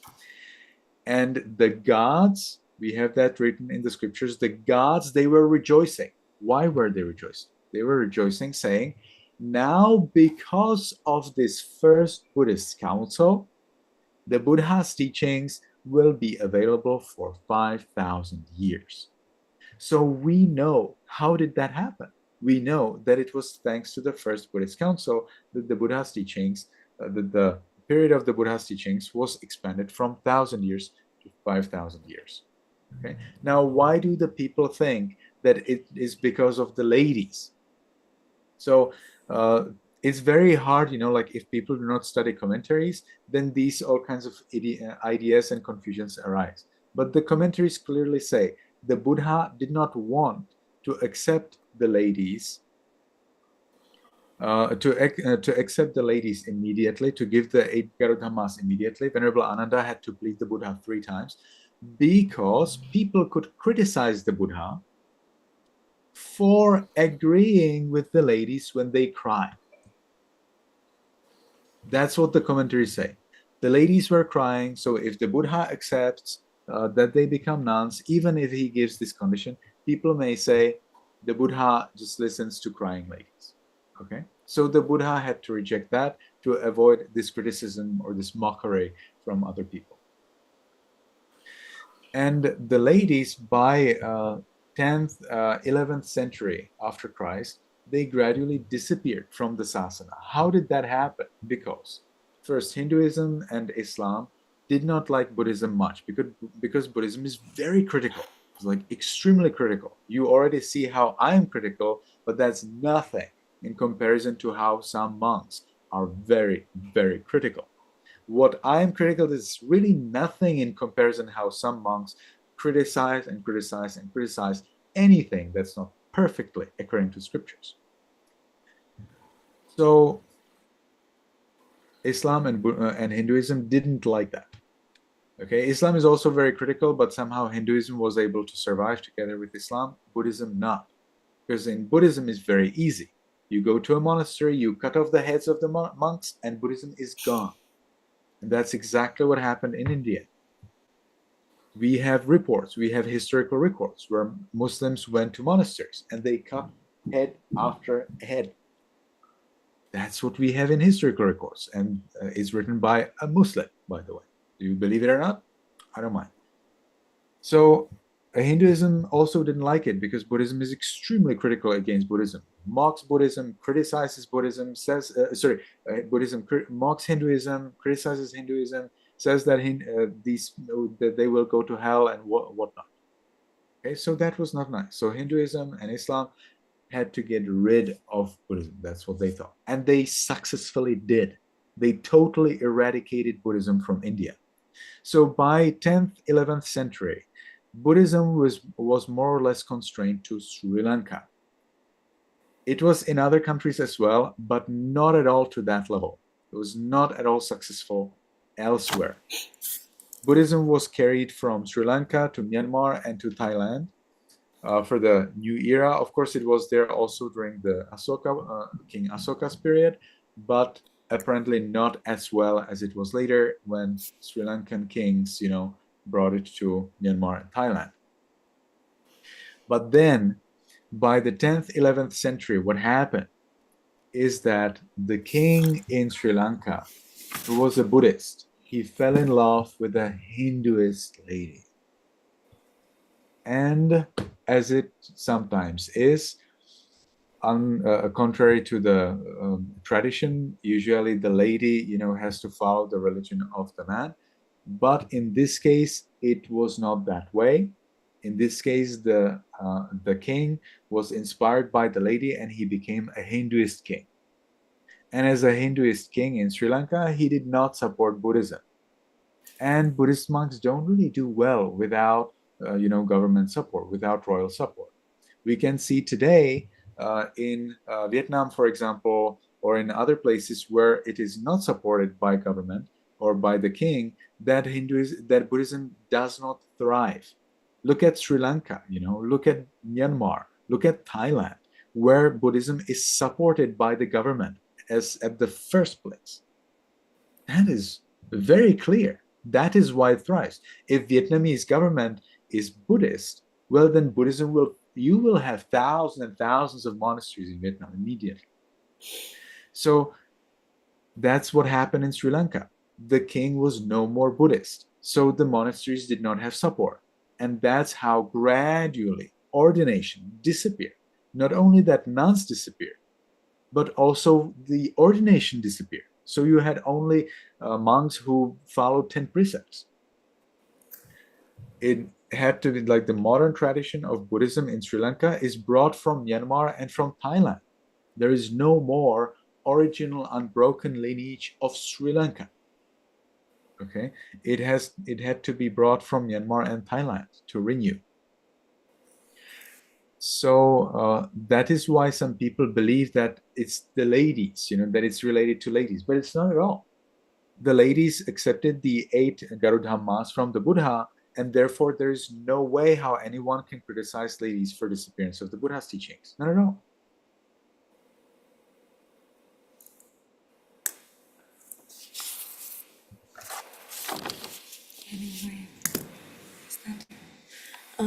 Dạ vâng, chúng ta chuyển đến câu hỏi tiếp theo. Câu hỏi tiếp theo liên quan đến vợ chồng cặp đôi của ông Visakha và người vợ ông ấy. Thì ông Visakha và vợ ông, bà Dhammadina, đều đã giác ngộ và họ đã chứng đắc ở tầng thánh nào? Thì đáp án đúng chính là người chồng ông Visakha ở bậc Bất Lai, và trong đó thì người vợ bà Dhammadina là thành bậc A-la-hán. Thực ra thì bà Dhammadina sau khi trở thành bậc A-la-hán thì cũng có một cái tên gọi khác. Tuy nhiên thì thầy cũng không muốn làm khó quý vị quá, nên là chúng ta sẽ dùng từ tên của bà là Dhammadina. Rồi còn trước khi xuất gia thì ở đây thì ở nước ở Miến Điện thì có rất là nhiều người phụ nữ tin rằng là họ sẽ không, tức là nhiều tỳ kheo ni họ sẽ không tin rằng là họ có thể giải thoát giác ngộ được đến bây giờ nữa. Tức là trong thời buổi này thì họ cảm thấy là họ không thể giác ngộ được. Và thực ra là đây là một cái quan điểm mà ở Myanmar được chấp nhận bởi rất là nhiều người, bởi rất là nhiều bậc trưởng lão. Các bậc trưởng lão thuộc lòng Tam Tạng cũng tin, cũng nghĩ rằng và cũng cho rằng là các vị người nữ sẽ không thể nào mà trở thành giác ngộ được nữa. Và cái điểm chính yếu ở đây thì thầy không tin dẫn cái điểm chính yếu ở đây, tức là người nữ ở đây có cái cụm từ chứ là papajita, tức là cái cụm từ mà người nữ sẽ không còn là một người mà người giữ nhà nữa, người chăm sóc ngôi nhà nữa. Cái ngôi nhà đó có thể là một cái tu viện. Khi mà người nữ, tức là khi một người nam giới mà họ vào chùa và họ sẽ trở thành một vị sa di, họ sẽ giữ 10 giới, và sau đó thì sau khi vậy thì họ sẽ tiếp tục thực hành và trên con đường để tiến đến một bậc chứng ngộ A La Hán. Thì cũng tương tự như vậy, thì khi một người nữ mà không cần phải chăm sóc ngôi nhà, không cần chăm sóc nhà cửa nữa, thì họ cũng sẽ đến và trở thành một sa di nữ, và một sa di ni, và thọ túc 10 giới, và sau đó thì cũng đang trên con đường để trở thành bậc A La Hán. Thì điều đó là cũng đúng thôi, không có sai lầm gì cả. Ở bên ở trong các luật tạng thì trong một số quyển sách thì có nói rằng là một vị tăng sẽ không thể nào mà ờ, thọ giới cho một người sa di nữ. Thì nhưng mà theo thầy biết từ một vị trưởng lão về luật tạng ở bên Miến, thì điều đó hoàn toàn đúng. Có thể là sẽ có rất là nhiều mâu thuẫn trong quan điểm này, nhưng mà theo ý kiến của một vị, thực ra là bản thân thầy cũng đã hỏi vị đấy, một vị thông thuộc luật tạng ở bên Miến, thì vị ấy cũng đã khẳng định rằng là các vị tăng hoàn toàn có thể thọ giới cho các vị sa di nữ, sa di ni mà không bị phán luật. Là vậy. Thì thì như vậy thì hiện tại thì bản thân thầy thì thầy nghĩ rằng là bản thân những người nữ giới bây giờ chúng ta hoàn toàn có thể chứng ngộ và giác ngộ được niết bàn, mà không phải là hoàn toàn không thể như vậy. Thì con có hỏi thêm là con đã từng đọc một cái tài liệu rằng là trong giáo pháp của Đức Phật, thì sau khoảng 500 năm sau khi Đức Phật tịch diệt niết bàn thì sẽ không còn tỳ khưu ni nữa. Thì thầy muốn giải thích thêm về vấn đề này. Tức là thực ra là thì điều đấy tại vì nó có rất là nhiều tranh luận trong cái vấn đề này rồi, và cũng rất là nhiều tài liệu nói về vấn đề này, và thầy cũng đã nghiên cứu vấn đề này cũng khá nhiều. Sẽ có hai cái cụm từ là hai cái giai đoạn. Đây là một giai đoạn liên quan đến sa dhamma. Sa tức là điều đúng đắn, và dhamma là pháp. Một cái pháp đúng đắn tức là cái khả năng mà đưa đến một người đưa đến giác ngộ. Một cái pháp tối thắng của Đức Phật thì cuối cùng chính là đưa chúng ta đến giác ngộ. Thì cái pháp đó, cái pháp tối thắng đó thì sẽ kéo dài trong khoảng 500 năm sau khi Đức Phật tịch diệt niết bàn, nếu mà có sự gia nhập của tỳ khưu ni, và nếu mà không có sự gia nhập của tỳ khưu ni thì cái tăng đoàn đó thì sẽ kéo dài nhỏ hơn, không phải trong 500 năm đó nữa. Thì trong đó thì có một cái khác là brahmacharya, là về một cuộc sống có giới đức và đồng do hạnh, tức là một cuộc sống không hề tà dâm. Thì nếu mà brahmacharya, thì cái giai đoạn brahmacharya này thì nó sẽ ngắn hơn nếu mà có sự gia nhập của tỳ khưu ni, và nó sẽ dài hơn nếu mà không có sự gia nhập của tỳ khưu ni. Thì hai điều này hoàn toàn hơi trái ngược nhau một chút. Thì sau đó thì về sau thì sau khi Đức Phật tịch diệt niết bàn thì sau đó sẽ có những vị đệ tử của Đức Phật, và sau đó các vị ấy vẫn chứng ngộ A La Hán. Và sau đó chú giải họ đã giải thích và thêm, và cũng như là có nhiều nguồn tài liệu hơn, và họ đã làm kéo dài cái thời gian 500 năm đến khoảng 1.000 năm, và cho rằng là 1.000 năm thì vẫn có những cái vị mà chứng ngộ được A La Hán. Và sau này thì chính chú giải họ cũng đã giải thích và thêm một số giải thích để thêm cùng với những cái thảo luận mà không phải từ Đức Phật mà những người về sau, về đệ tử của Đức Phật hoặc là bất kỳ ai đó nghiên cứu, thì họ đã kéo dài thời gian từ 1.000 đến 5.000 năm. Cái điều này thì được nói ở, chúng ta không biết là, tức là Đức Phật không hề nói được vấn đề này. Đức Phật chỉ quán chiếu, tức là Đức Phật vẫn biết, nhưng mà có vẻ là Đức Phật sẽ chưa nghĩ vấn đề đó và chưa nói ra bằng một bài kinh.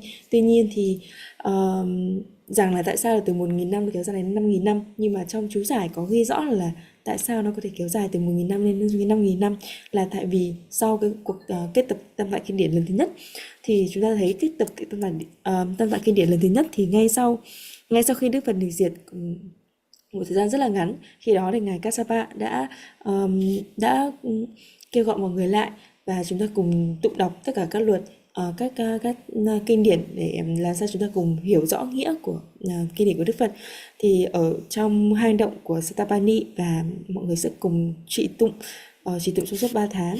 Thì ở đây thì sau khi mà có cuộc diễn ra của cái kết tập kinh điển lần thứ nhất đó, thì các vị chư thiên, phạm thiên đã rất hoan hỷ, và nhờ oai lực của các vị đấy mà các vị ấy đã có sức mạnh để kéo dài cái sasana, kéo dài cái sự trường tồn của giáo pháp lên 5.000 năm. Thì là vậy, thế là chú giải là như vậy, là một sự kéo dài từ 1.000 năm sang 5.000 năm là như vậy. Và và tuy nhiên thì trước khi có một lời giải này, thì trong khoảng tầm thế kỷ thứ 10 sau công nguyên, khi mà tầm khoảng 1.000 năm sau khi Đức Phật nhập diệt, thì đã có rất nhiều ý tưởng tranh cãi trong cái vấn đề là liệu thì những người tu tập theo Đức Phật hồi đó thì liệu có thể giác ngộ hay không. Và rất là nhiều quan điểm cho rằng là sẽ không thể giác ngộ được nữa nếu mà theo đúng là Đức Phật nói thì kéo dài chỉ là 1.000 năm. Và họ trong khi đó thì tăng đoàn thì tất cả các tỳ khưu thì cố gắng thực hành, nhưng mà không phải với nguyện ước là sẽ chứng ngộ niết bàn ngay trong kiếp sống đó, mà là với một nguyện ước là hy vọng rằng với phước hiện đó thì họ sẽ có thể sống và tái sinh với kiếp tiếp theo, và đúng cái kiếp mà sinh ra cùng kiếp với kiếp của Đức Phật Di Lặc, mà chúng ta gọi là Di Lặc Đức Phật tiếp theo tái sinh thì cùng thì được gặp Đức Phật tiếp theo, và cuối cùng thì chúng ta sẽ được giác ngộ niết bàn vào thời đó. Thì đó là khoảng tầm thế kỷ thứ 10 sau công nguyên. Và vì vậy mà Phật giáo lúc đó thì chủ yếu là xuất hiện ở Sri Lanka, và sau đó thì nhờ vua Asoka mà Phật giáo có lan rộng ra Myanmar cũng như là Thái Lan. Tuy nhiên thì sau đó thì ở Sri Lanka cũng có một câu chuyện khác, rằng là rõ ràng là ở Phật giáo và Hindu giáo thì hơi đối nghịch nhau rất là nhiều. Và thường Phật giáo họ sẽ bác bỏ Hindu giáo sẽ bác bỏ Phật giáo rất là nhiều, bác bỏ hoàn toàn. Nó là một sự đối tranh giữa hai tôn giáo. Nhưng mà như đó thì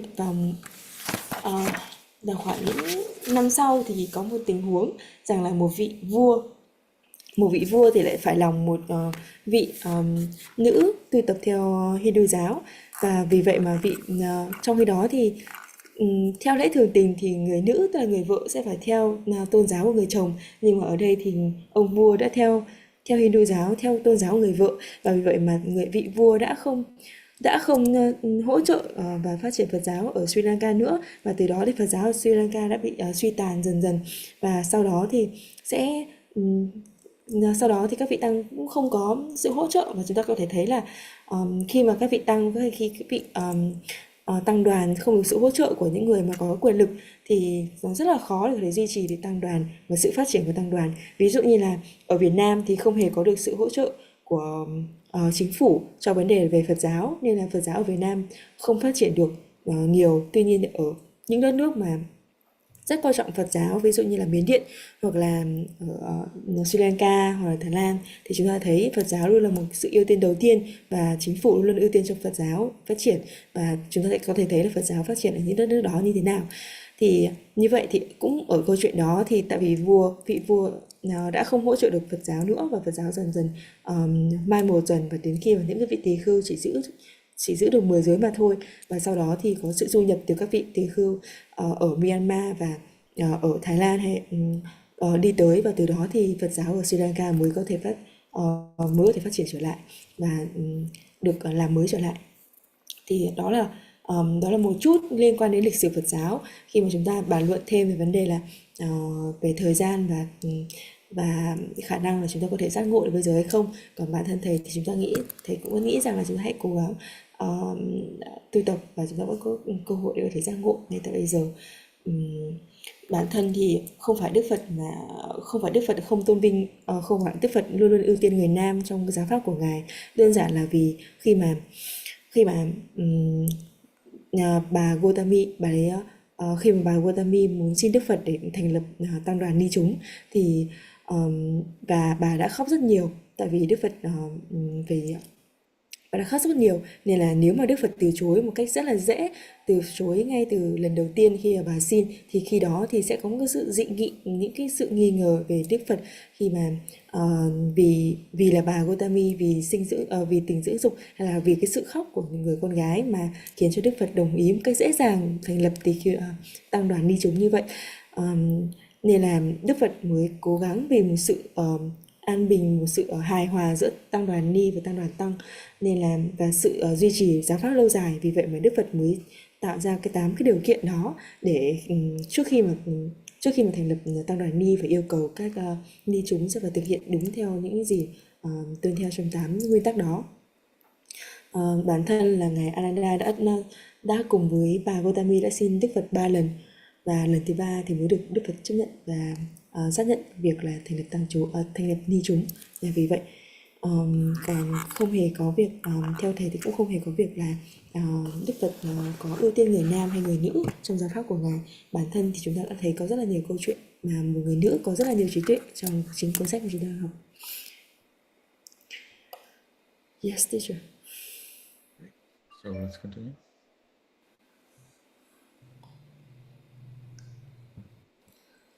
How did Dhammadinna find out that her husband is anagami? He told her, yes. So I liked very much the mention here that it's really important not to speak about that. But I believe that speaking privately to somebody with having a good reason is still fine. Among monks, it is allowed to monks to tell about their attainment to a particular monk if they are, if they're like put into troubles. So for example, a monk wants to know whether the other one is enlightened. So he'll say, "What? You think that you're enlightened? Do you really think they're? Come on, tell me."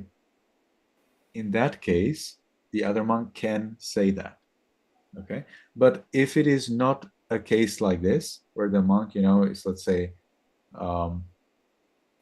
put to a serious situation, then a monk should not tell. In other words, monks should not speak about their attainments even to other monks unless they are forced to. Okay, so likewise, lay people are not supposed to speak about their attainments unless they are forced to, or unless there's a very serious reason for that. Sometimes monks believe that if another monk is pretending to be enlightened, so in that case, monks can congregate, monks can assemble usually in the ordination hall, and in the ordination hall they will call up that monk and they will ask him, "So, when were you enlightened? Where were you enlightened? How did you get enlightened?" You see, they need to test him to find out whether he is pretending and therefore he's evil or not.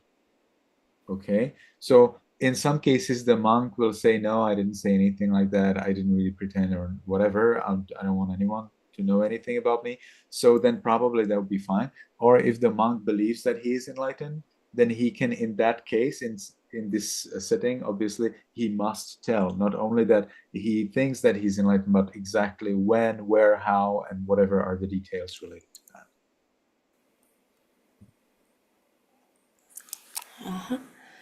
Chúng ta đến với câu tiếp theo. Câu tiếp theo đó chính là về cũng là về ông Visakha và bà Dhammadinna. Thì làm cách nào mà bà Dhammadinna biết rằng chồng mình là vị thánh Bất Lai Anagami? Thì ở đây chính là do là chồng bà ấy, tức là ông Asaka, ông Visakha đã nói cho bà Dhammadinna biết rằng là ông đã đạt được thánh Bất Lai. Thì thực ra nếu mà nói với một người mà nói bí mật với một người như vậy, với một người mà lúc đó thì bản thân ông Visakha cũng là cân nhắc việc là nói ra nó sẽ không có không có lợi ích hơn là việc là không nói ra. Thì ở đây là cũng có thể chấp nhận được khi mà chúng ta nói với nó một cách riêng tư cá biệt. Bản thân thì các vị tăng cũng có thể nói với tức là trao đổi giữa các vị tăng với nhau. Tuy nhiên thì nó không phải là một cách trực tiếp.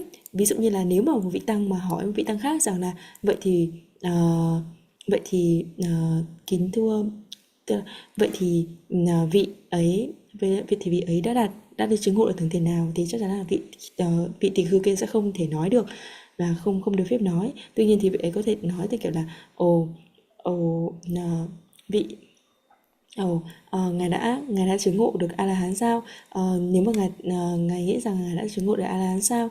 Rồi thì nếu mà ngài đã chứng ngộ A La Hán thì ngài hãy đến đây. Đó thì nó dường là một câu hỏi đóng hơn là một câu hỏi mở. Thì nếu mà là câu hỏi đóng thì có thể, hoặc là trong những trường hợp mà bắt buộc, những trường hợp mà bị ép phải nói ra, thì có thể là vị tăng có thể nói ra những cái có thể nói ra được là cái tầng mà mình đã sở đắc và sở chứng của mình. Tuy nhiên thì nếu mà trong trường hợp mà tăng đoàn muốn kiểm tra một vị nào đó rằng vị ấy có nói, tức là giả vờ không, có nói sai sự thật không, và nói sai về cái tầng mà mình đã chứng hay không, thì khi đấy thì chúng ta sẽ cần một cái tăng sự, tức là một sự có nhiều vị tăng cùng họp với nhau ở trong tăng sự. Xong rồi thì chúng sẽ cùng hỏi cái vị tăng đó rằng là vậy thì nếu mà vị ấy đã đạt được đã là lời đợt của sở đắc sở chứng như vậy, thì khi nào vị ấy đạt được, tại đâu vị ấy đạt được, và như thế nào vị ấy đạt được. Đó là những 3 câu hỏi, tức là không phải là chỉ có vị tăng đấy nghĩ thôi, nghĩ rằng là mình đã được không, mà phải trả lời trước tăng đoàn rằng là như vậy thì vị đạt được cái chứng ngộ đó ở đâu, khi nào, và như thế nào. Vì vậy mà nhờ những cái này thì chúng ta sẽ biết được là vị tỳ kheo đó có đạt đúng hay không, và có phạm tội hay không. Bản thân cái tội này thì theo con hiểu thì nó sẽ ở trong tội bất cộng trụ, mà chúng ta sẽ bị mất phẩm áo y. Yes, teacher. So let's continue.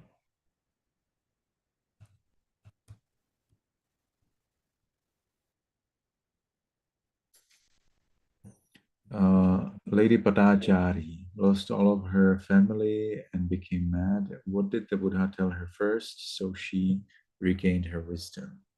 To be aware of the present moment. Sometimes that may help, sometimes that may not help. Sometimes it's the authority, who tells it. And therefore the person listens and it helps. Maybe if her friend told her be in the present moment, maybe that would not help her. So that's my thought. But one thing is interesting, that our scriptures do not really talk about mental health problems. We do have mentions about monks who were mentally ill. That's true. We do have mentions about people who are mentally ill, but we do not really have, a more detailed description of the particular mental illnesses and what may help. So, for example, if somebody is very sad, ask them to be in the present moment, something like that. No, it's not there in the scripture. But in one Jataka, we do have a list of mental illnesses, and I found that list very interesting. Very, very interesting. It's of course very different from DSM. Not sure if you know anyone what's DSM. So that's diagnostic statistic manual for psychological disorders.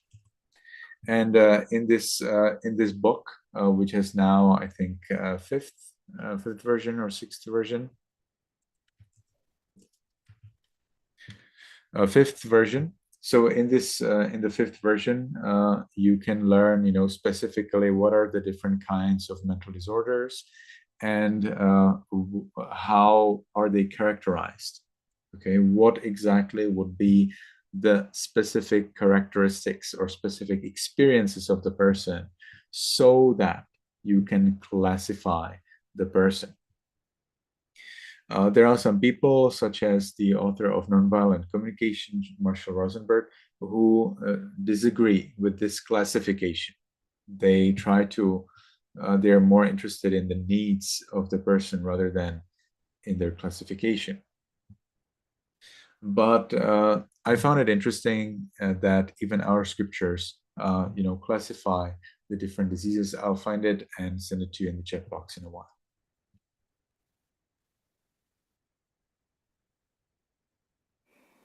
Dạ vâng, và chúng ta đi đến với câu tiếp theo.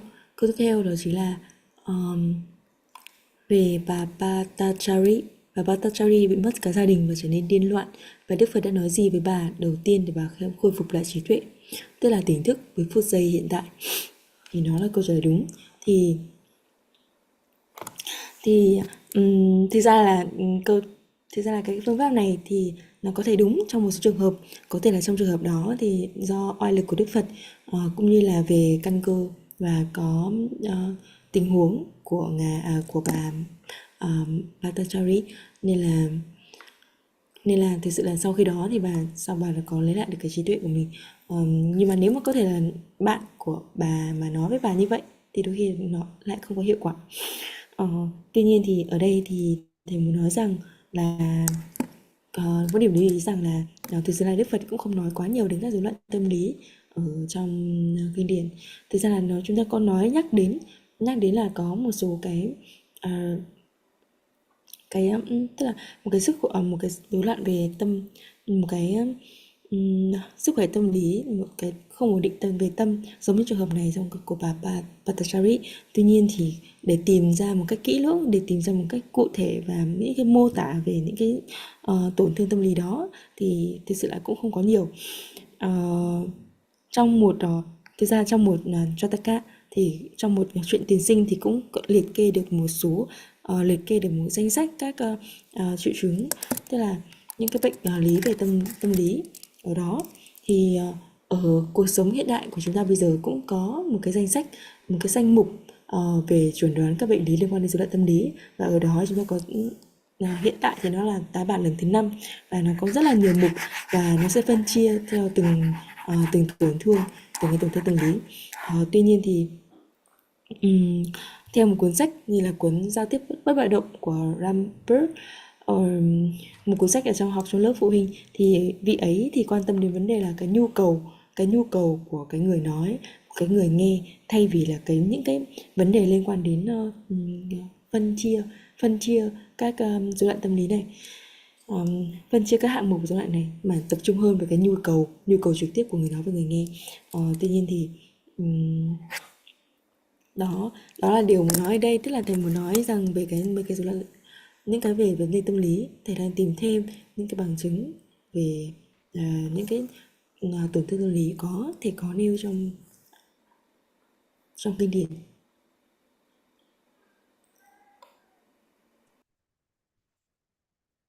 Okay, there you have it. So, what did a poor woman do to get money? She cut her hair. So that is, interestingly, a traditional way in Myanmar. Somehow this story is very famous. Maybe not as a story, but more as a tradition to do this. So many ladies in Myanmar, they actually do cut their hair to get money to buy meal for months.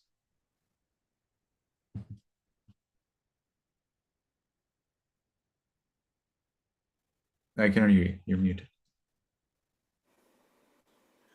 Và câu cuối cùng là đàn bà nghèo khổ đã làm gì để có tiền mua vật thực cúng dường các vị tỳ kheo, bao gồm cả tôn giả Mahakacharayana. Thì đáp án đúng sẽ là bà ấy cắt đi và bán đi tóc của mình. Và thực tế thì cái điều này cũng được thực hiện bởi những người cư sĩ ở Myanmar hiện tại. Một số cư sĩ nữ ở Myanmar họ cũng cắt tóc và bán đi để lấy tiền, để họ có đủ tiền để cúng dường và thực hiện các tác ý cúng dường đến các vị tăng. So this was your last test. We'll have another meeting. When do you want to have another meeting? 10 days. 10 days later. What would be the best date? What would be the most preferable date to meet? 10 days later. It's like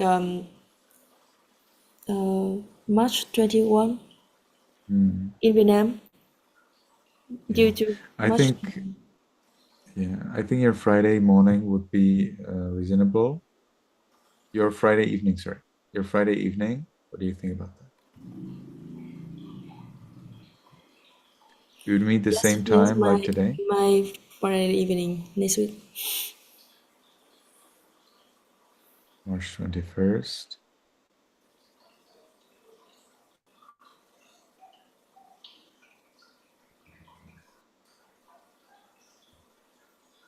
I think we need to have a meeting to answer questions. I think mm, to, there is something more to discuss about this book because it contains many things to discuss. Yeah.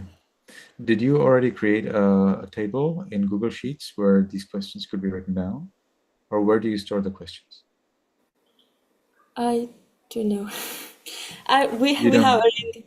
We have a link, but no one write any question. anything. I see. So I suggest that we have this link and that we provide it to the people maybe right away. Shall we create one?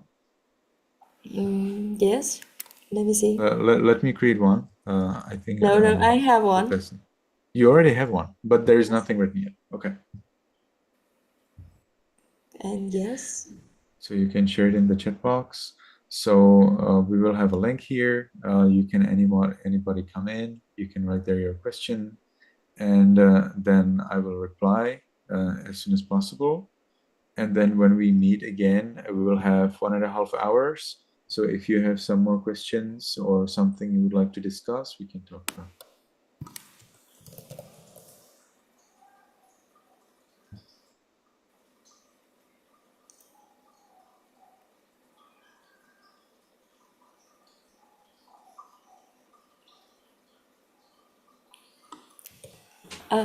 Dạ vâng, và buổi học hôm nay cũng là buổi học cuối cùng của tập bài test hôm nay cũng là bài test cuối cùng của khóa học, và chúng ta sẽ gặp lại nhau sau 10 ngày nữa. 10 ngày nữa sẽ là buổi tổng kết của khóa học. Ờ, chúng con sẽ chuẩn bị các gọi là các giấy chứng nhận là các certificate cho quý vị để đã hoàn thành khóa học một cách xuất sắc. Tuy nhiên thì nếu mà quý vị có bất kỳ câu hỏi nào thì quý vị có thể đặt câu hỏi với thầy, và chúng ta sẽ có một bài thảo luận pháp về cuốn sách này. Thì vì bản thân thì cuốn sách này cũng có rất là nhiều kiến thức quan trọng, cũng như là có rất là nhiều thứ để chúng ta có thể bàn luận trong cuốn sách. Nên là nếu mà quý vị có bất kỳ một câu hỏi nào thì quý vị có thể gửi cho chúng con. Con đã vừa gửi link câu hỏi ở trong chat box, thì quý vị có thể lưu link câu hỏi hoặc là click luôn link câu hỏi để có thể điền được các câu hỏi mà mình mong muốn được giải đáp. Yeah, I can see that there's a requirement for name.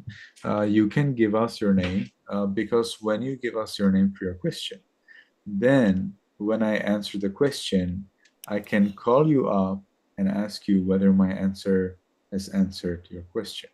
If you don't want to tell me your name and you have some more, let's say, private question that you don't want anyone to know, well, then send me an email. I'm sending you my email address.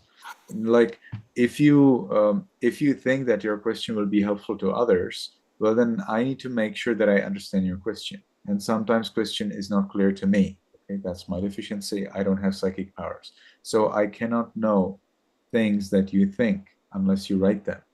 And if you write it in a way that I don't understand, well, then I need to ask you. So that's why we need the name. You can write any name you want, whatever that you think will identify, that will help me to identify you, to find you.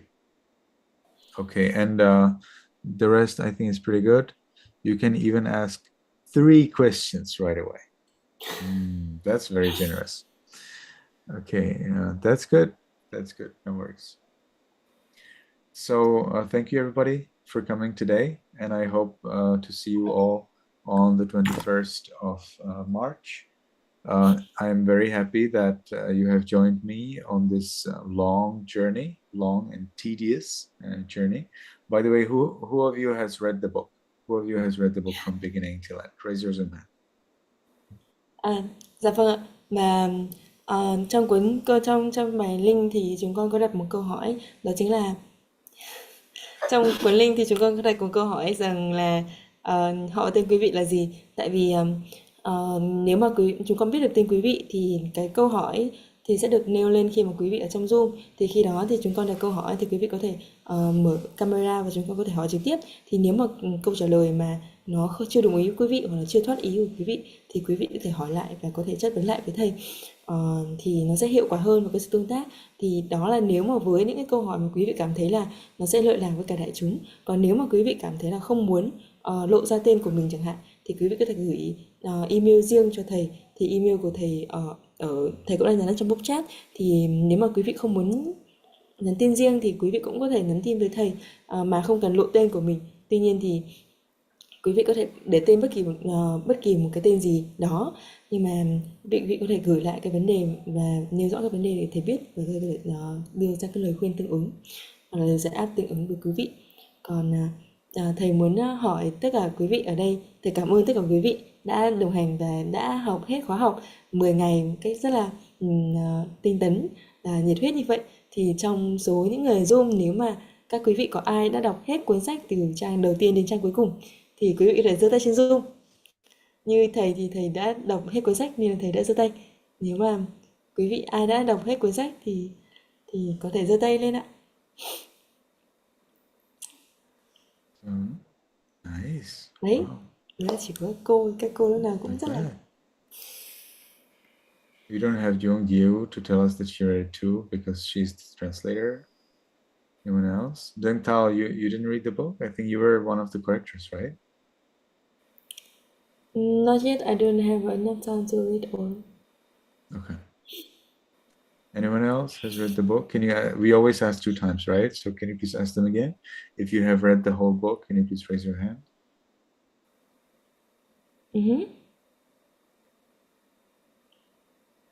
Dạ, còn có vị nào đã đọc hết cuốn sách chưa ạ?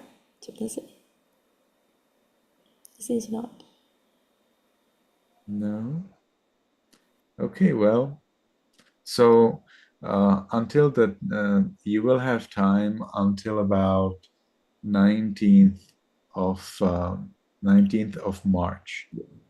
Okay, to finish the book. So we will be counting your results, and there is maximum is 100 points from your test because each test has just 10 points.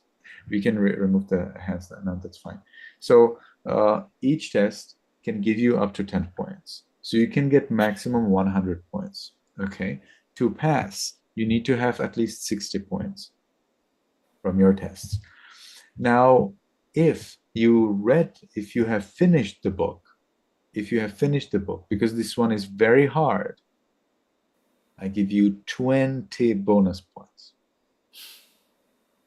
20 bonus points, okay? And you have time to read it, to finish it, if you didn't, until 19th of March. So you have one whole complete week plus a little more. Okay? So I would like to encourage you. You see how much I want to encourage you. So I would like to encourage you all to finish that book because it's absolutely worth it. And I believe the information there is very helpful.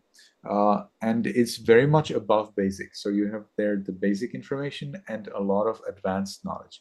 A lot of the things that are in the book I never read before. I never knew about. And I think it's written very nicely in the way that these relationships between people, like whose mom and son and father and so on and on, they are nicely described. I admit that even though I have read so many stories in various sources, I have never read, stories this way nicely, put in such a way that it's not too much of detail. There are a lot of details are omitted, but at the same time, there is still a lot of detail to learn more and to get some kind of understanding of what's going on, especially in terms of the relationships and the interesting stuff that was happening in the Buddha's time. So I think it's really worth it to do this reading complete.